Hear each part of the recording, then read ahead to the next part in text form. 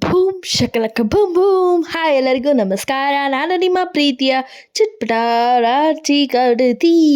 So ಇವತ್ತು ನಿಮ್ಮೆಲ್ರಿಗೂ ಒಂದು ಹೈ ಪ್ರೋಟೀನ್ ಬ್ರೇಕ್ಫಾಸ್ಟ್ ಹೇಳ್ಕೊಡ್ತೀನಿ with all the measurements and the calories and nutritional values ಅಂತ.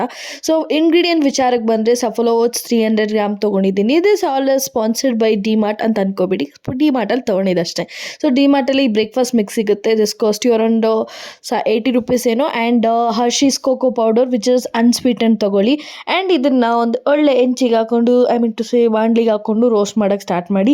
ಈ ಥರ ನಾನು ಮಾಡ್ಕೊಳ್ಳೋದು ಏನಕ್ಕೆ, ನಾನು ಹಾಸ್ಟೆಲ್ ಇದ್ದೀನಿ, ಸೊ ಪ್ರೀಮಿಕ್ಸ್ ರೆಡಿ ಆಗುತ್ತೆ. ಸೆಕೆಂಡ್, ನಂಗೆ ಚಾಕ್ಲೇಟ್ ಫ್ಲೇವರ್ ಅಂದರೆ ಇಷ್ಟ. ಥರ್ಡು, ಪ್ರತಿ ಸಲ ಡ್ರೈ ಫ್ರೂಟ್ಸ್ ಅಥವಾ ಯಾವುದೇ ಹಾಕ್ಬೇಕಾದ್ರೂ ನನಗೆ ನ್ಯೂಟ್ರಿಷನಲ್ ವ್ಯಾಲ್ಯೂ ಅಥವಾ ಪ್ರೋಟೀನ್ ಇಂಟೇಕ್ ಗೊತ್ತಾಗ್ತಿರ್ಲಿಲ್ಲ.